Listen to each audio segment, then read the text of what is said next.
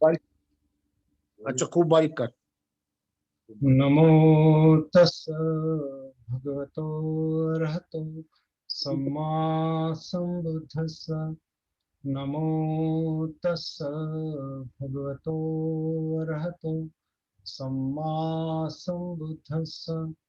नमो तस् भगवतो अरहतो सम्मा संबुद्धस्स। बुद्धं धम्मं संघं नमस्सामि।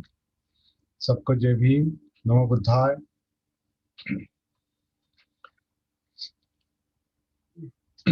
आज 25वां सेशन है हमारा। बैठ।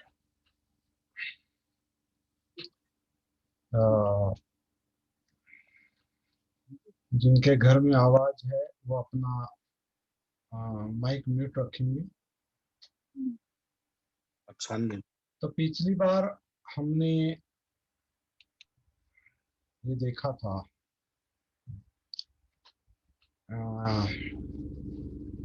योगेश जी का जो सवाल था,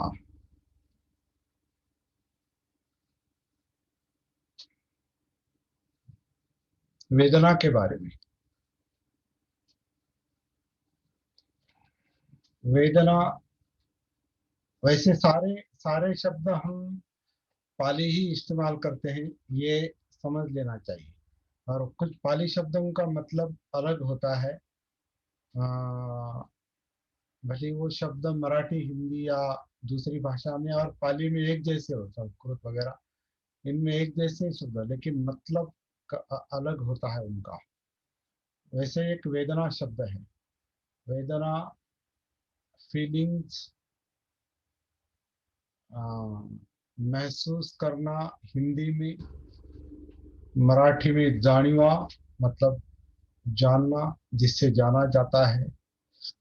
तो फीलिंग जो है, वेदनाएं जो है, तो ये पाली शब्द का अर्थ है वेदनाएं। और वेदनाएं जैसे हिंदी या मराठी में वेदना मतलब दुख, दुख के अर्थ से वेदना शब्द लिया जाता है। लेकिन पाली में वेदना का अर्थ केवल दुख नहीं, दुख एक वेदना है। सुख वेदना, सुख वेदना, दुख वेदना और असुख अदुख वेदना, मतलब जिसमें सुख और दुख महसूस नहीं होते। महसूस नहीं होते,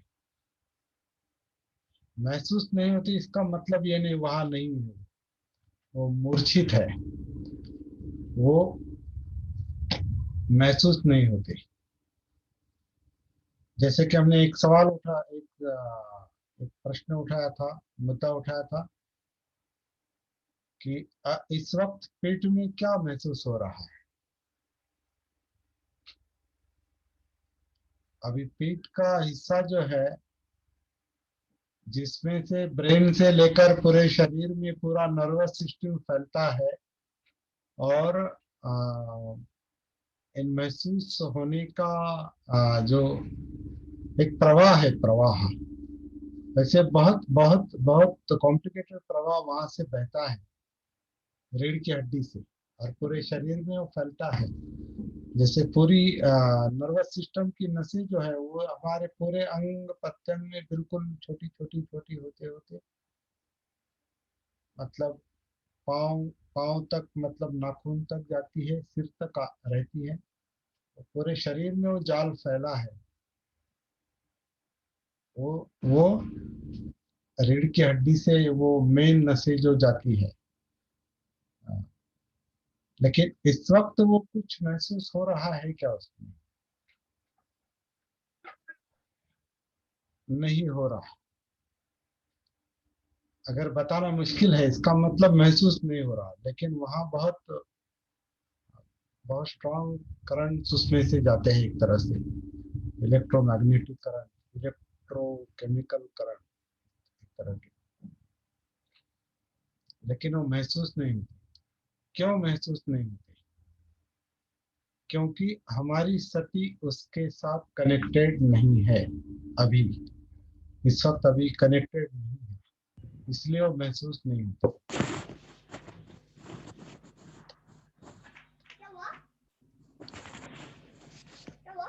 और शरीर के कई सारे हिस्से हैं जहाँ कुछ ना कुछ है, कुछ ना कुछ फीलिंग है, वेदनाएं हैं, सुखद है, दुखद है, न्यूट्रल है। मतलब न्यूट्रल मतलब असुख और दुख, सुखद दुखद और न्यूट्रल वेदनाएं हैं, वो महसूस नहीं होती शरीर में अनेक जगह पर। कभी कभी थोड़ा दर्द महसूस होता है, दुख महसूस होता है, या आनंद होता है, सुख होता है, तो वो महसूस होता है। लेकिन मूर्छित अवस्था जो है, न्यूट्रल फीलिंग जो है, वेदनाएं जो है, वो जल्दी महसूस नहीं होती।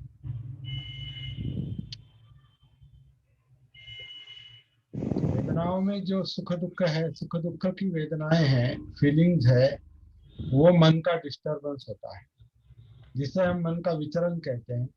वो उसके कारण है, क्योंकि यहाँ जब दुख होता है तो मन उसे नहीं चाहता, उसका द्वेष करता है। सुख होता है तो वो चाहता है, उसका लोभ हो सकता है। जितना ज्यादा सुख मिलता है, जितना ज्यादा आनंद मिलता है, उसके प्रति मन लालायित होता है, मतलब लोभ, राग, उसके प्रति राग या लोभ या आसक्ति निर्माण होती है। और जिस वेदना में दुख है, जो अनचाही बातें हैं, दुखद वेदनाएं हैं, फीलिंग्स है, तो वो नहीं चाहता मन, उसका द्वेष करता है, नहीं वो नहीं चाहिए। तो चाहिए नहीं चाहिए का परिणाम जो है, वो ये वेदनाओं के कारण है। और ये चाहिए नहीं चाहिए चाहिए, ये चित्त है।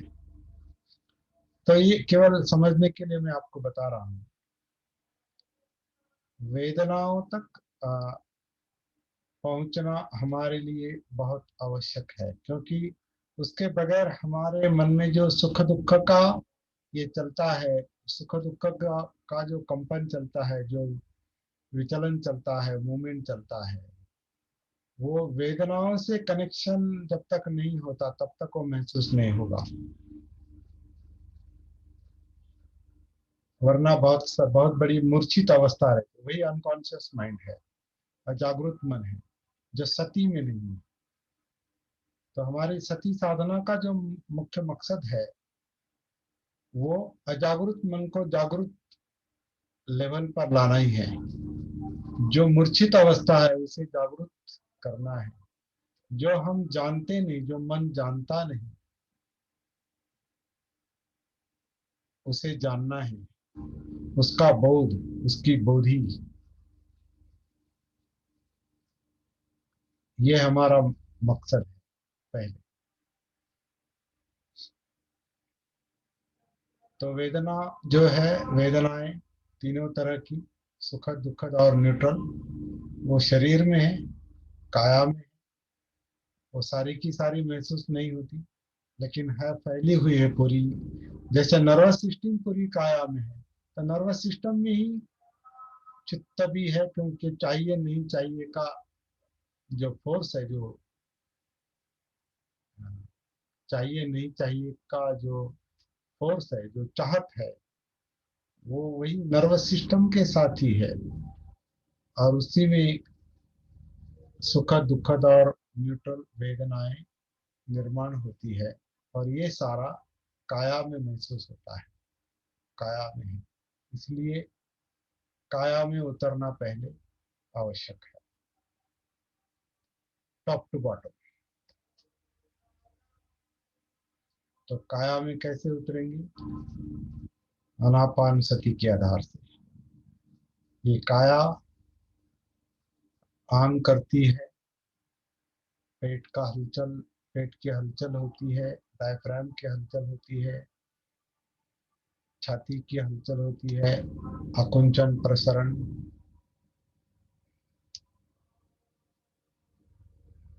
आकुंचन होता है तो संदर आती है, आन होता है, प्रसरण होता है तो अपान होता है।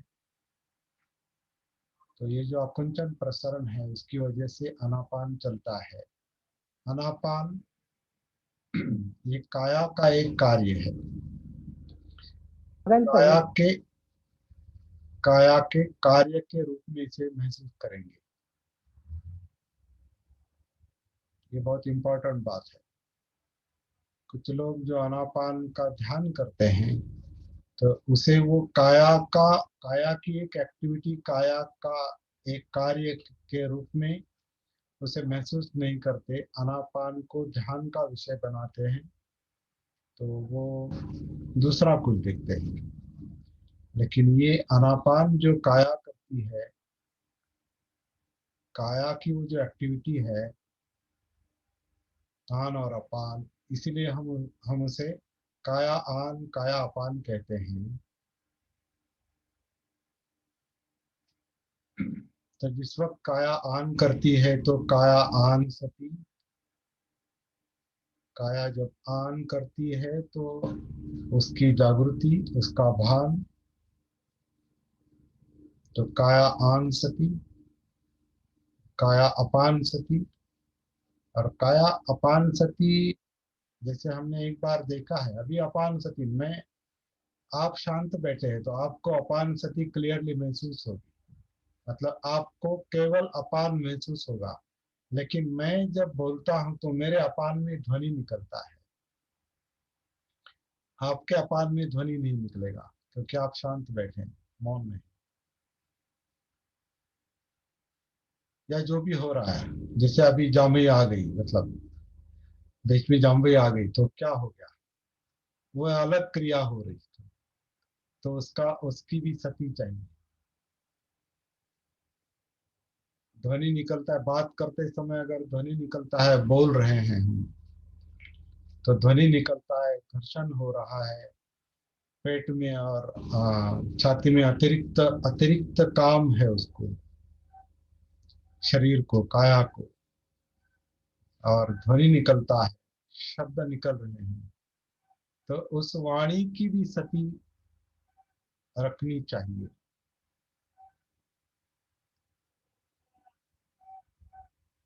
और जब हम मौन में होते हैं, जब बोलते नहीं, तो केवल शरीर जो आन करता है, काया आन करती है, अपान करती है, तो उसकी सती रखनी है। इसी तरह से अगर अभी समझो मैं यहाँ से उठकर खड़ा हो गया, तो मुझे खड़े शरीर की सती रखनी पड़ेगी। उस समय काया आन भी कर रही है, अपान भी कर रही है, खड़े शरीर की भी सती रखनी पड़ेगी। जब ये शरीर चलता है तो चलते समय शरीर काया की सती रखनी पड़ेगी। लेटता है शरीर तो लेटने की सती रखनी पड़ेगी। फिर उठकर बैठता है, बैठने की सती, उठने की सती, चलने की सती और लेटने की सती, चार जो मेजर पोजीशन है काया की, तो वो कायानुसती का,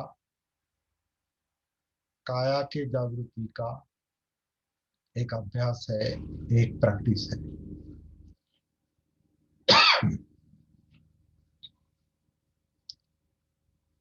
लेकिन काया की जागृति रखने से पहले काया से कनेक्शन होना चाहिए, काया काया से कनेक्टिविटी चाहिए, कायानुसती चाहिए, तब चलती हुई काया, जिसे हम संक्रमण कह सकते, घूमना, चलना, चलती हुई काया यानी संक्रमण। तो चलते चलते काया की सती रख सकते हैं, लेकिन उसके पहले काया से कनेक्शन होना चाहिए, काया से कनेक्टिविटी होनी चाहिए, काया की सती, कायानुसती। तो कायानुसती में कई सारे फैक्टर्स है, कई सारे अनुभव हो सकते हैं। जैसे कि एक अनुभव तो काया आन और काया अपान का है, और काया आन और काया अपान में छाती की मूवमेंट भी महसूस की जा सकती है, डायफ्राम में मूवमेंट भी महसूस की जा सकती है, श्वास पटल के नीचे पेट में जो कुछ खींचा जाता है, जो सांस को लेता है, मतलब एक वैक्यूम तैयार करता है, होता है, तो वो जो खिंचाव है पेट के नीचे का, जो नर्वस सिस्टम के कारण है,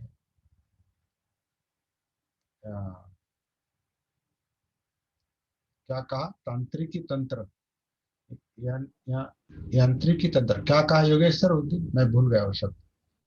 यांत्रिकी तंत्र क्या? तंत्रिका तंत्र। तंत्रिका तंत्र जो है मतलब जो मज्जा संस्था है उसके उसके कारण वो मूवमेंट चल रहा है पूरे शरीर में। तो जब हम आन सती के आधार से अंदर जाते हैं या अपान सती से जब हम देखते हैं महसूस करते हैं तो काया में जो जो छोटी बड़ी काया में जो जो छोटी बड़ी हलचलें हो रही है मूवमेंट्स हो रही है उसको हम एक एक करके देखने की कोशिश करेंगे।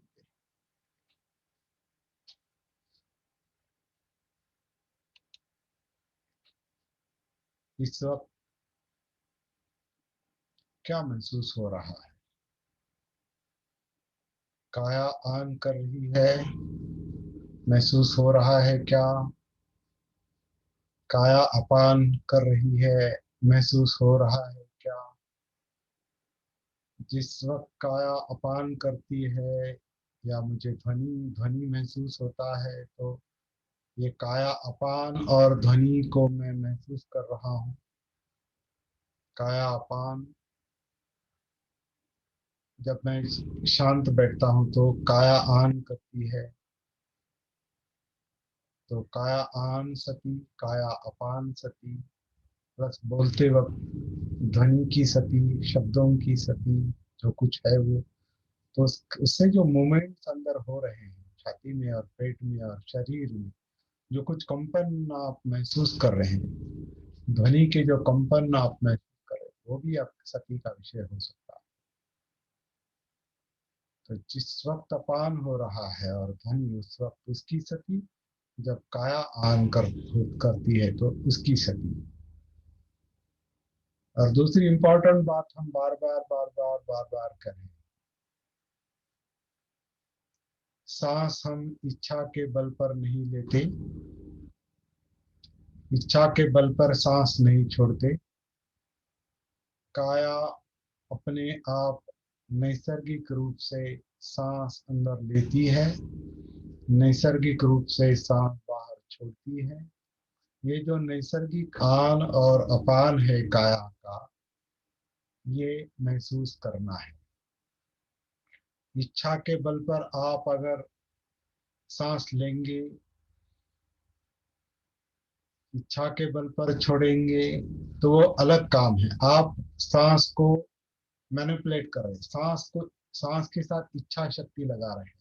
इसका मतलब आप सांस का जो नैसर्गिक आवागमन है वो नहीं देख रहे, आप सांस को इच्छा शक्ति के बल पर चला रहे हैं। जैसे प्राणायाम में चलता है या कुछ लोग सांस का ध्यान करते हैं, आनापान का ध्यान करते हैं, उस वक्त इच्छा शक्ति लगाते हैं। यहाँ इच्छा शक्ति नहीं लगानी है, इच्छा शक्ति का इस्तेमाल नहीं करना है, कुछ नहीं करना है। शरीर अपने आप, काया अपने आप सांस अंदर लेती है, काया अपने आप सांस बाहर छोड़ती है। इसकी सती रखना, ये आनापान सती है या काया आनापान सती है। ये पहला चरण जो है ये बहुत इंपॉर्टेंट है और यही अनुभव आपको काया में लेके जाएगा।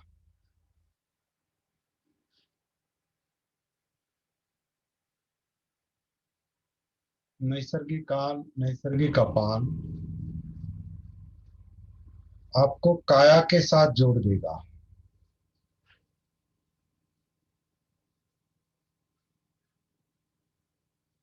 क्या ये आप इस वक्त महसूस कर रहे हैं?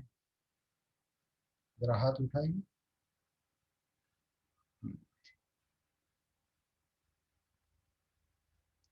अगर नैसर्गिक सांस आपको महसूस हो रही है तो काया महसूस हो,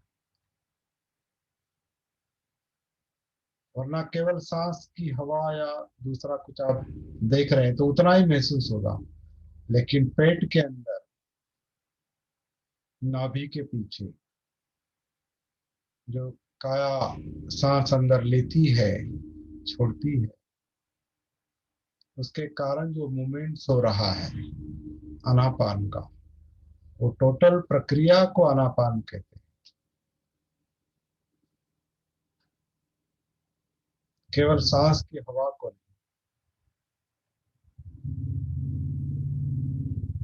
आनापान काया का एक क्रिया है, एक एक्टिविटी है, एक सिस्टम है।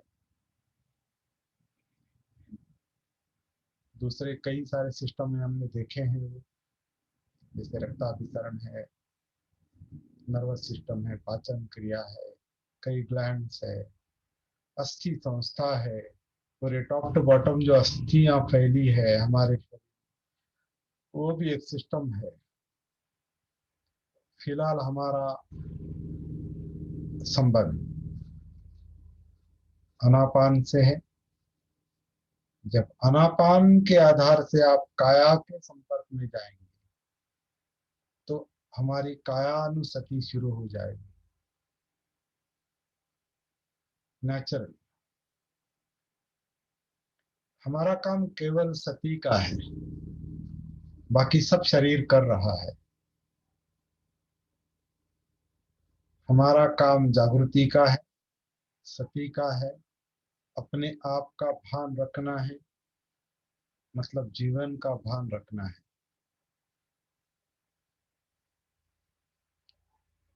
तो इस जीवन के या अपने आप के इस काया के 4 चरण हमने देखे हैं।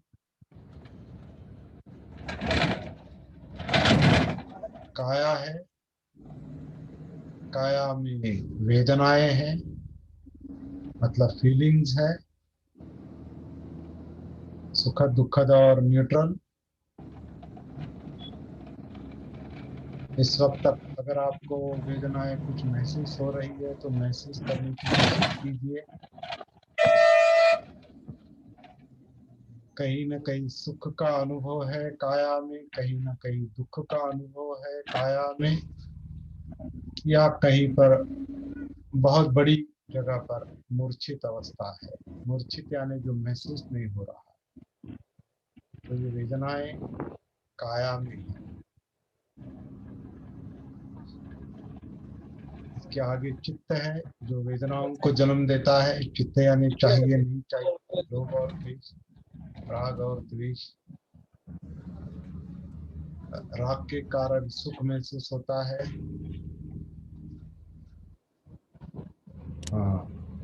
सुख के कारण राग महसूस होता है, या राग के कारण सुख निर्माण होता है, और दुख के कारण द्वेष निर्माण होता है, या द्वेष के कारण दुख निर्माण होता है। इंटरकनेक्टेड है। तो ये राग द्वेष जो है ये चित्त है, लोभ द्वेष चित्त है। तो वो महसूस नहीं हो रहा है तो ज्यादा अभी टेंशन नहीं लेना है, वो ज्यादा जल्दबाजी नहीं करनी है। उसके पहले वेदनाएं अगर महसूस होती है तो उतना पर्याप्त है। और वेदनाएं भी नहीं महसूस हो रही, केवल काया महसूस हो रही है, तो वो भी पर्याप्त है। आतमध्ये जावा तुम्ही. श्रीकांत दिवटे सर, आपका माइक म्यूट रखिए। मला कोकणात बसू द्या.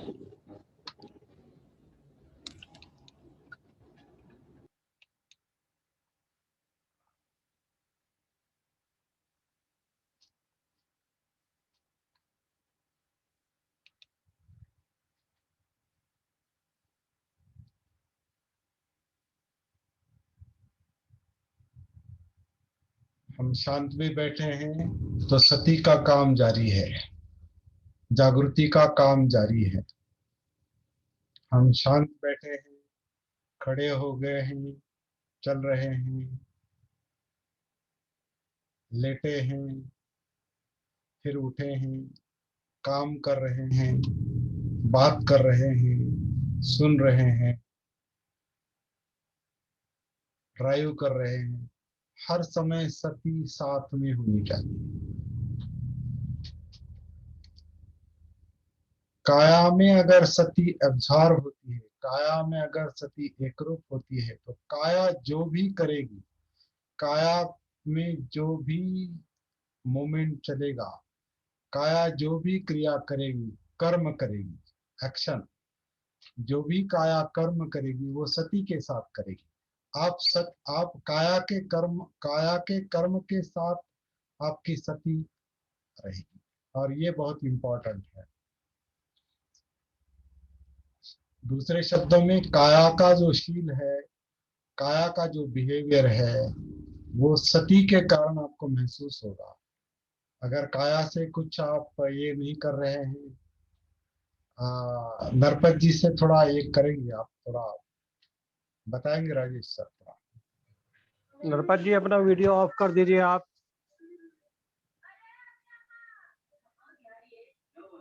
इस बात को बहुत अच्छी तरह आपको सब लोग देख रहे हैं सर, और ये सब रिकॉर्डिंग होता है।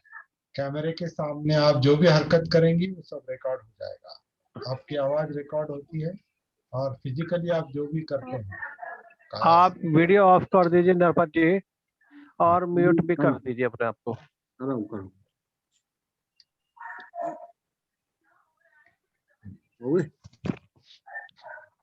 अभी वीडियो नहीं हुआ, अभी वीडियो हुआ है लेकिन वो नहीं हुआ आवाज। Thank you. मैंने कर दिया।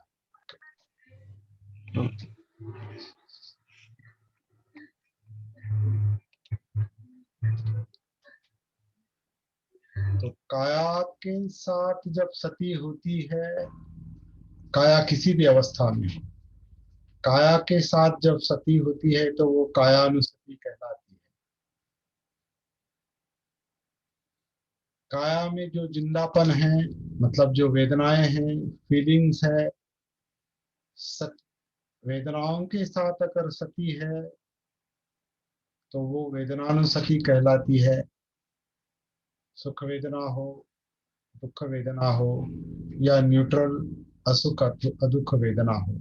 मूर्छित अवस्था भी सती का विषय हो सकता है। मूर्छित अवस्था में सती सुप्त नहीं रहती, ये समझ लेना बहुत जरूरी है। कुछ महसूस नहीं हो रहा है, यह भी महसूस हो रहा है। कुछ महसूस नहीं हो रहा है, लेकिन आप बता पा रहे हैं कि मुझे महसूस नहीं हो रहा है।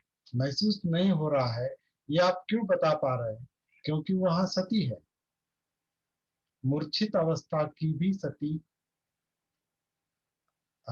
होती है।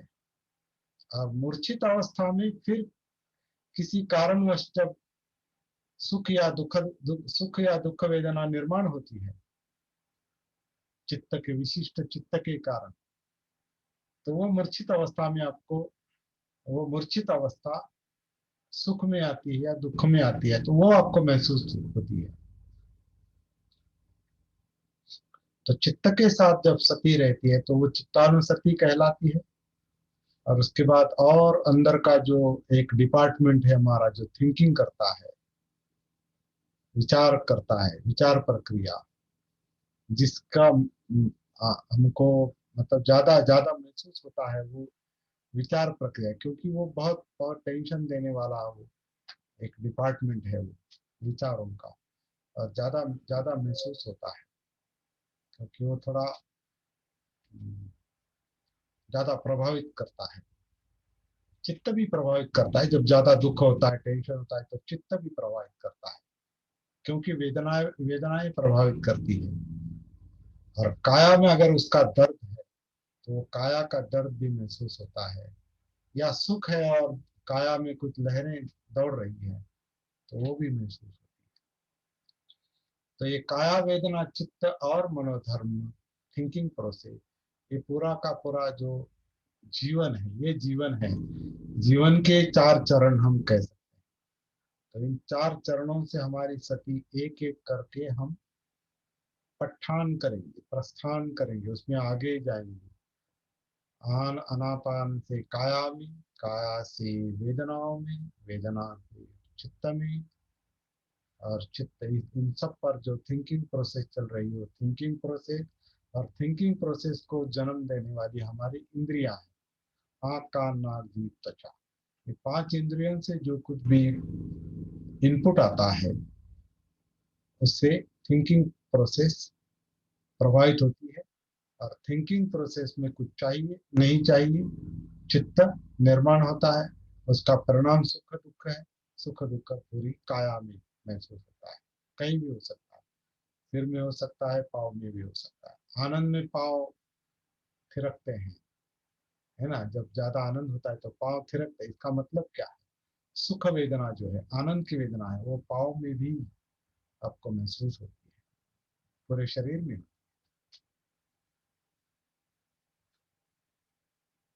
तो बहुत बड़ा अभ्यास है, बहुत बड़ा काम है। अपने निजी लेवल पर ये काम ज्यादा करना है आपको। यहाँ हम केवल एक सूत्र के आधार से हम पॉइंट आउट करने की, अंगुली निर्देश करने की, रास्ता बताने का, रास्ता जान लेने का केवल काम हम यहाँ पर कर रहे हैं। रास्ता आनापानसति का या सती पट्टा या सती साधना का रास्ता, आनापानसति, कायानुसति, वेदनानुसति, चित्तानुसति, धम्मानुसति।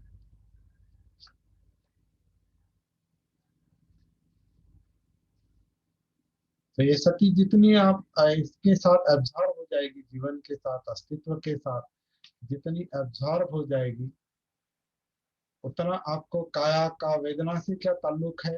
जैसे हम ये देखते हैं कि सांस और काया का क्या ताल्लुक है, तो काया और शरीर और वेदना का क्या ताल्लुक है, वेदना का और चित्त का क्या ताल्लुक है, इन सब का थिंकिंग प्रोसेस से क्या ताल्लुक है, इन सब का हमारी इंद्रियां और बाहर का विश्व इससे क्या ताल्लुक है। मतलब हमारा सब्जेक्टिव लाइफ और ऑब्जेक्टिव लाइफ, व्यक्तिगत जीवन और व्यावहारिक जीवन, अंदर और बाहर, पूरा विश्व, ये हमारा पूरा विश्व है। जीवन यानी क्या है? ये हमारा निजी विश्व है, जो हम अंदर अंदर महसूस करते हैं, बाहर महसूस करते हैं।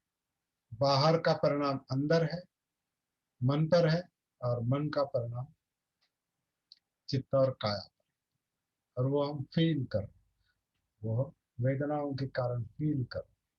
तो ये सब जो इंटरकनेक्शन, इसके जो ये जो ताल्लुकात है, ये जो इंटरकनेक्शन है, जितनी अच्छी तरह से परिचित होंगे हमको, तो उनके धम्म, उनका ट्रुथ, सत्य, कार्य कारण भाव, प्रतीत्य समुत्पाद, कार्य कारण भाव हमको महसूस होता जाएगा। तो सती इतना हमको आगे ले जाएगी। तो फिर वो जो धम्म है, वो जो सत्य है, वो जब आप क्लियरली महसूस करते जाएंगे, तो वहां आप धम्म विचय का काम शुरू होता है, हमारा धम्म विचय का काम शुरू होता है। तो सती से धम्म विचय आता है। धम्म विचय मतलब ये है, वो है। इसे क्लियर एनालिसिस, एनालिटिकल माइंड काम करने लगता है, क्योंकि सती के कारण वो महसूस होता है। काया वेदना चित्त और मनोधर्म का इंटरकनेक्शन महसूस होता है। किसका क्या परिणाम है? आंखों से देखने से क्या होता है अंदर, कान से सुनने से क्या होता है अंदर, सूंघने से, चखने से, स्पर्श से क्या होता है मन पर और चित्त पर परिणाम, और शरीर पर। ये सारा जो इंटरकनेक्शन है, सारी जो प्रक्रियाएं हैं, वो सती से महसूस की जा सकती है। धम्म विचय, तो ये जितना क्लियर महसूस होंगी, सत्य महसूस होने लगता है, जीवन समझ में आने लगता है, तो दुख का प्रभाव कम होने लगता है, तो ऊर्जा वीर्य मुक्त होता है, प्रीति की अवस्था आती है, अत्यानंद आनंद मिलता है, फिर वो शांत होता है। तो सती, धम्म विचय, वीर्य, प्रीति, प्रसरब्धि, शांत होना है, प्रसरब्धि। प्रसरब्धि जब आती है, सब शांत होता है। शांत मतलब निष्क्रिय नहीं, शांत मतलब उसमें जो विचलन है, डिस्टर्बेंस है, जो दुख निर्माण करता है, दुख निर्माण करने वाली जो प्रक्रिया है, प्रोसेस है, वो जो कार्य कारण, वो थम जाता है, क्योंकि वो समझ में आता है, सती के समझ में आता है, क्योंकि बोध होता है, बोधि, बोधि से दुख मुक्ति है। जैसे गाड़ी चलाते वक्त गड्ढा दिखाई दिया तो आप अपने आप नेचुरली आप बाईपास करते हैं। इसी तरह अंदर जो कुछ महसूस होता है, जो दर्दनाक है, जो दुखदायक है, सती अगर उसे देखती है तो उसका कारण भी देखती है, तो कारण से हमें बाहर निकालती है। मन अपने आप स्वयं दुख से बाहर आने की कोशिश करता है सती के आधार से, जागृति के आधार से। जागृति से बोध है, बोधि है, बोधि से बुद्ध है। और ये जो विचलन पूरा थम जाता है तो शरीर और मन, नाम रूप, पूरा पूरा अस्तित्व इकट्ठा आता है, एकत्रित आता है, एक होता है, जिसे समाधि कहा। तो अभी हम चलते चलते हमने सप्तबोधांग में हम उतर गए हैं, लेकिन सातवां अंग बहुत इंपॉर्टेंट है, और वो है उपेक्षा का। उपेक्षा मतलब क्या? उपेक्षा यानी अनात्म है। अनात्म का मतलब, जैसे हमने देखा कि सांस हम नहीं लेते, हम नहीं छोड़ते, अनात्म आन अनात्म अपान। उसी तरह समाधि के बाद जो ये उपेक्षा आती है, इसका मतलब ये है कि हमें ये साधना करते करते करते करते करते करते आपको जो जो प्राप्ति होती है उस प्राप्ति को पर्सनलाइज नहीं करना है। मैं, ये मैं हूँ और मेरे कारण हुआ है और मुझे ही मिला है और दूसरे को नहीं मिला है, उस पर स्वामित्व प्रस्थापित नहीं करना है। और ये प्रशिक्षण, ये शिक्षण, ये ट्रेनिंग हम पहले से ले रहे हैं। इसलिए हम पहले से आनापान के लेवल पर ही हम जैसे उपेक्षा का अभ्यास कर रहे हैं, अनात्म का अभ्यास कर रहे हैं, मतलब उपेक्षा का अभ्यास कर रहे हैं। ये समझ लेना बहुत जरूरी है, क्योंकि ये आखिरी अंग उपेक्षा का, अनात्म का अगर आप पूरा नहीं करेंगे तो जो जो प्राप्ति हमको होती है, जो जो साध्य होता है, वो हमारे ईगो का मुद्दा बनता है, सेल्फ का मुद्दा बनता है, ईगो का मुद्दा बनता है, सत्कार दृष्टि का मुद्दा बनता है, मैं मेरे का मुद्दा बनता है। और सबसे पहला दुख का सबसे पहला कारण ये मैं, मेरा, सत्कार दृष्टि, आत्मभाव, ये मुख्य कारण है। इसलिए हम पहले से अनात्म के साथ हम साधना करने के लिए हम आपको प्रवृत्त कर रहे हैं।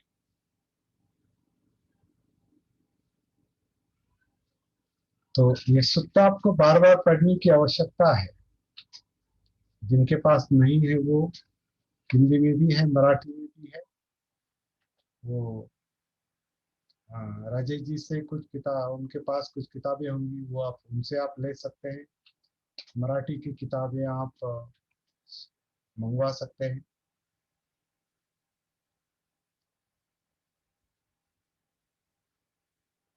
तो आज हमने चलते चलते आनापान सती, सतीपट्ठान और सप्तबोध्यांग, ये तीन चरण का एक परिचय करवा दिया है, परिचय दिखा। कल हमने ये देखा था, मतलब पिछले सेशन में, सती जब काया में उतरती है तो काया में दूसरी काया महसूस, तो काया में दूसरी काया मतलब काया में वेदनाएं, जिंदापन जब महसूस होता है, और छोटे छोटे छोटे छोटे जो अनुभव आपको सती के साथ महसूस होते हैं, तो आपको काया में दूसरी काया महसूस होती है। वही सती अगर वेदनाओं में उतरती है, सुख दुख और मूर्छित या असुख दुख वेदनाओं के साथ जब सती होती है, और वेदनाओं का आप बहुत बारीकी से निरीक्षण कर सकते हैं, वेदनाओं को देख सकते हैं, तो उसका स्वरूप, उनका स्वरूप समझ में आता है। तो ऐसा कहा है कि वेदनाओं में दूसरी वेदनाएं आप महसूस करते हैं। और इसी तरह से चित्त में चित्त और मनोधर्म में मनोधर्म। तो ज्यादा आगे जाने की आवश्यकता नहीं। सांस, काया, वेदना, चित्त, मनोधर्म, ये ट्रैक समझने की बात है, और अपने निजी लेवल पर ये खुद स्वयं अनुसंधान करना है। हम पहले से ही ये कह रहे हैं कि हम ये जो काम कर रहे हैं, सती साधना का जो काम कर रहे हैं, ये अनुसंधान का, खोज का काम है, शोध का काम है, अपने आप की खोज है, अपने जीवन की खोज है, दुख सत्य की खोज है। डिस्टर्ब क्यों है, माइंड डिस्टर्ब क्यों रहता है, मन डिस्टर्ब क्यों रहता है? इस दुख सत्य की खोज है, दुख के कारण की खोज है, दुख का निवारण कैसे होगा, निब्बान कैसे मिलेगा, इसकी खोज है। और निब्बान का जो मार्ग है, उस मार्ग की खोज। तो ये मार्ग समझ लेना, जैसे सम्यक दृष्टि है, इस मार्ग पर चलने का संकल्प करना सम्यक संकल्प है। जिस मार्ग के बारे में हम मार्ग के बारे में अगर हम बार बार अपनी वाणी उस दिशा में काम करेंगे, शांति के साथ, सत्यता के साथ, मृदुता के साथ, जितना हम वाणी का इस्तेमाल करेंगे वो सम्यक वाणी होगी। हमारे काया के जो कर्म है वो शिलाचरण करेंगे, पाणातिपात नहीं करेंगे, अधीन दाना नहीं करेंगे, कामेश मिच्छाचारा नहीं करेंगे। तो वो काया का शील होता है। सम्यक आजीविका यानी हमारा जो जीवन जीने का जो ढंग है, लाइफस्टाइल जो है, वो प्रैक्टिस के लिए अनुकूल बनाएंगे। अगर हमारी लाइफस्टाइल अगर इससे विपरीत होगी, एक तरफ हम दुख मुक्ति के लिए, तनाव मुक्ति के लिए प्रयास कर रहे हैं, और दूसरी तरफ हमारी जीवन शैली अगर तनाव निर्माण करने वाली होगी, आजकल तो इतना आसान नहीं है वो, अच्छी जीवन शैली पाना बहुत मुश्किल काम है। लेकिन ज्यादा से ज्यादा प्रयास करनी है कि हमें कम से कम गलत बोलने का या गलत काम करने का करने के लिए बाध्य ना करें, ऐसी हमारी जीवन शैली चाहिए, आजीविका चाहिए। उसमें आपका मतलब उद्योग या नौकरी भी आ सकती है, और आपका रेगुलर जीवन जो है, मतलब नॉर्मल लाइफ भी है, वो भी आजीविका में आता है। आजीविका यानी जीवन शैली। 24 घंटा आप किस तरह से बिताते हैं, हफ्ता किस तरह से बिताते हैं, महीना किस तरह से बिताते हैं, साल किस तरह से बिताते हैं, इस तरह से जीवन किस तरह से बिताएंगे, ये आजीविका के अंदर आता है। इसी के लिए व्यायाम करना है। व्यायाम यानी एफर्ट्स। सब पाप स कर्मन कुशल स उपसंपदा सचित्त परियोदपनन एतन बुद्धानुशासनम। मतलब बुद्ध की शिक्षा क्या है? सब पाप स कर्म, मतलब कोई भी गलत काम नहीं करेंगे। मतलब हमारी आजीविका ऐसी चाहिए कि गलत काम हमसे कम से, मतलब नहीं के बराबर होनी चाहिए, बिल्कुल ही नहीं होनी चाहिए। लेकिन ये आज के युग में ये बहुत कठिन काम है। फिर भी सती के साथ, इसलिए सती का प्रभाव जितना ज्यादा होगा, जागृति का प्रभाव जितना ज्यादा बढ़ेगा, उतना हम शिलाचरण जो है वो करना संभव होगा। सती के बिना शिलाचरण संभव ही नहीं, शिलाचरण से शुरुआत कभी भी नहीं हो सकती, ऐसा मुझे लगता है। जो लोग कहते हैं शील समाधि और प्रज्ञा, ये इन तीनों में धम्म पहला शील आता है, इम्पॉसिबल। जब तक सती नहीं, तब तक शिलाचरण असंभव है। क्योंकि मुझे समझ में नहीं आता मैं सही बर्ताव कर रहा हूँ, सही वर्तन कर रहा हूँ या गलत वर्तन कर रहा हूँ। ये जब तक मुझ में सती नहीं है, मुझे समझ में नहीं आएगा। तो शिलाचरण के पहले सती है, जागृति है। तो गलत काम नहीं करना, मतलब सही काम करना, सम्यक काम करना, जिसके कारण मन विचलित ना हो। और ये करते करते चित्त शुद्धि करना, सचित्त परियोदपन। सचित्त, सचित्त, अपना चित्त। परियोदपन मतलब शुद्ध करना, क्योंकि चित्त ही प्रॉब्लम है। क्योंकि चित्त चाहिए नहीं चाहिए के द्वंद्व में रहता है। तो उस चित्त की शुद्धि ये मुख्य काम है। तो सचित्त परियोदपन, तो ये काम आता है व्यायाम में।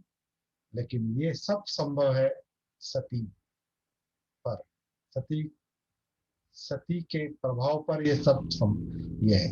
इसलिए सती भले ही वो अष्टांग मार्ग में आखिर में 7वां अंग है, समाधि आखिरी अंग है, मतलब जो ध्येय है, तो उल्टा देखना पड़ेगा। उल्टा समाधि के लिए सती, सती को लेकर व्यायाम, व्यायाम को लेकर आजीविका, आजीविका में आपके कर्मांत मतलब कायिक एक्शन, वाचिक एक्शन, कायिक कृति, वाचिक कृति, और ये सब करने का संकल्प करना, रिजोल्यूशन करना, मतलब तय करना, मुझे ये सब करना है। समाधि के लिए सती, व्यायाम, आजीविका, कर्मांत, वाणी, ये सब मुझे करने के लिए संकल्प करना है। इसकी जो समझ है, इसकी जो अंडरस्टैंडिंग है, वो सम्यक दृष्टि में आती है। तो इस तरह से ये इसका सती साधना का अभ्यास करना मतलब धम्म के किसी भी अंग का अभ्यास करने के बराबर, किसी भी अंग का स्टडी और अभ्यास करने के बराबर। स्टडी, अध्ययन और अभ्यास, प्रैक्टिस, थ्योरी एंड प्रैक्टिस सब आता है, क्योंकि सारा का सारा जो है वो सती पर निर्भर है, जागृति पर निर्भर है।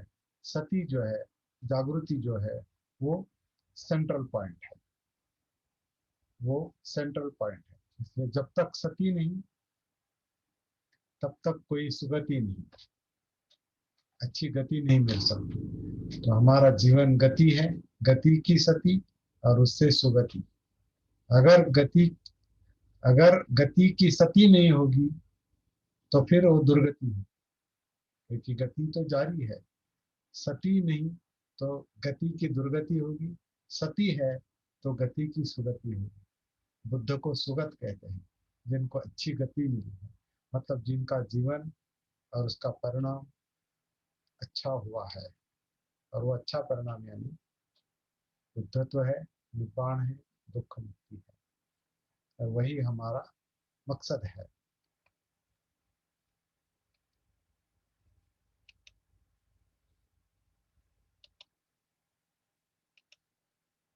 मेरे ख्याल से इससे आगे जाना अभी मेरे लिए ठीक नहीं। 8:55 हुए हैं। अब तक जो हमने चर्चा की है, बहुत अच्छी चर्चा हुई, और इसमें हमने आनापान सती सूत्र के तीनों लेवल्स हमने देखे हैं। आनापान सती, सतीपट्ठान और सप्तभुजांग, ये 3 लेवल हमने उसका परिचय देखा है, पूरा डिटेल में नहीं देखा। लेकिन अगले जो अभी 25 के बाद अभी जो 15 सेशन बाकी है, ये इसी बात को गहराई में समझने की हम कोशिश करेंगे।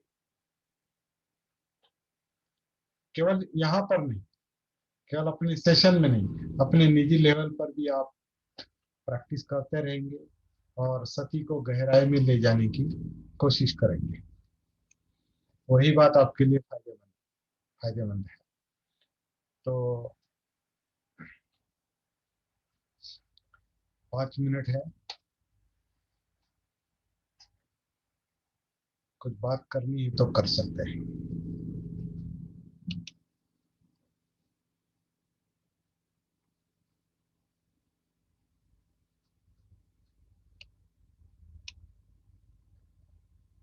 नहीं करनी है, कुछ सवाल नहीं, कुछ प्रश्न नहीं है, कुछ मुद्दा नहीं है, तो हम यहाँ पर रुकेंगे।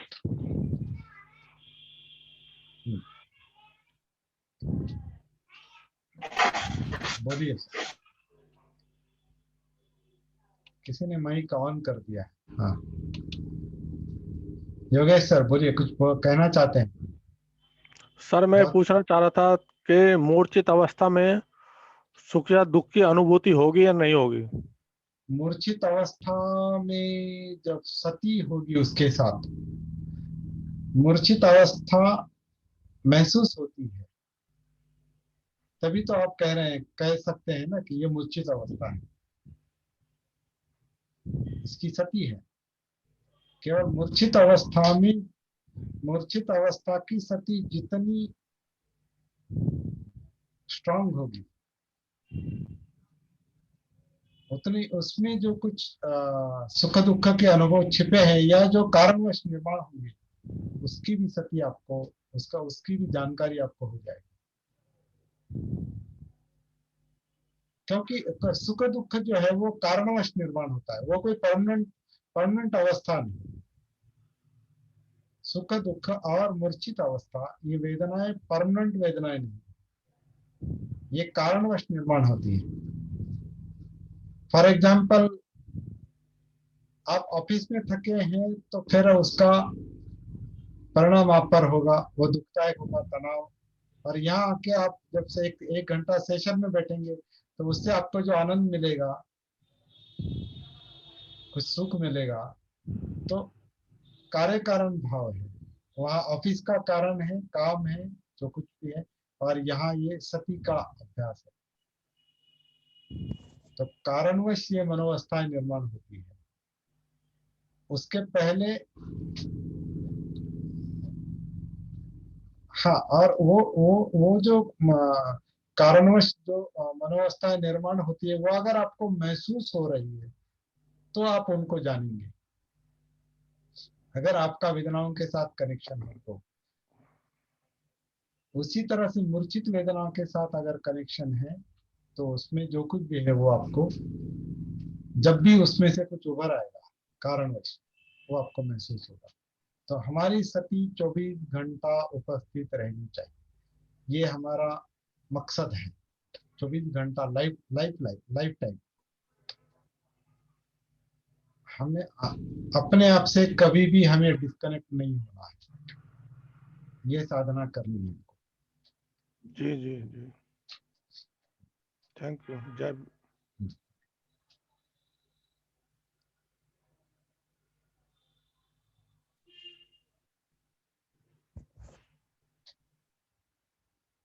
और कुछ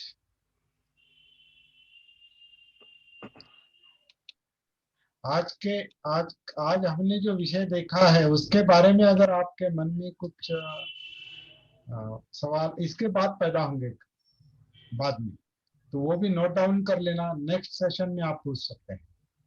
एकदम सारे सवाल मुझे पता है, बहुत सारे सवाल होंगे आपके मन में, लेकिन ये पूछूं या वो पूछूं ऐसा भी कभी कभी लगता होगा, क्योंकि ये बहुत बहुत बड़ा विषय है। हमारा जीवन एक गुत्थी है, तो वो एकदम एकदम वो समझ में नहीं आती, वो गुत्थी एकदम समझ में नहीं आती, वो थोड़ी थोड़ी समझ में आए, जैसे जैसे सती विशाल बनती जाए। तो यहाँ पर हम रुकेंगे अभी। राजेश सर बंद है, आपका माइक बंद है, आपका माइक बंद है राजेश सर। हाँ अभी मैं यही उलझन में था कि क्या पूछूं और क्या ना पूछूं, हाँ, वही तो नेक्स्ट लेकिन मैं टाइम इस पूछ सकते रिकॉर्डिंग हैं। को मैं दोबारा सुन करके फिर मैं सवाल करूंगा। और हाँ, मैं सबसे मेरा ये अनुरोध रहेगा, रिक्वेस्ट रहेगी कि आप बहुत बारीकी से इस रिकॉर्डिंग को सुनकर अपने प्रश्न लिखकर लाइए और उचित शब्दों में रखिए। 2 प्रश्न हो, 3 प्रश्न हो, ऐसा भी कर सकते हैं। नेक्स्ट सेशन जो है हमारा इतवार का, हाँ नहीं, वीरवार का। गुरुवार का या वीरवार कहते हैं है ना। हाँ, तो तो वो हम क्वेश्चन आंसर के लिए समर्पित कर सकते हैं अगर आप चाहते हैं तो, क्योंकि अभी नहीं, हमने अभी आप ये अभी ऐसे ही चलने दीजिए। अच्छा, ओके, ठीक, कोई बात। जब जरूरत होगी तो हम एक बीच में सैटरडे या फ्राइडे में वो रात को रख लेंगे अलग से, अच्छा, ओके ओके विशेष चर्चा सेशन जो होता है वो हमारा, ओके। जो बहुत अच्छा होता है वो हमारा, क्योंकि तो इसमें आज के सेशन में इंट्रोडक्शन रहा है और चीजों को देखने का तरीका अलग से आपने मुझे वहां में बताया, तो क्वेश्चन निर्माण होंगे अभी, हम्म, क्योंकि अब जो इंट्रोडक्शन के बाद में जो मेन डिटेल में जाने का है तभी क्वेश्चन निर्माण होंगे।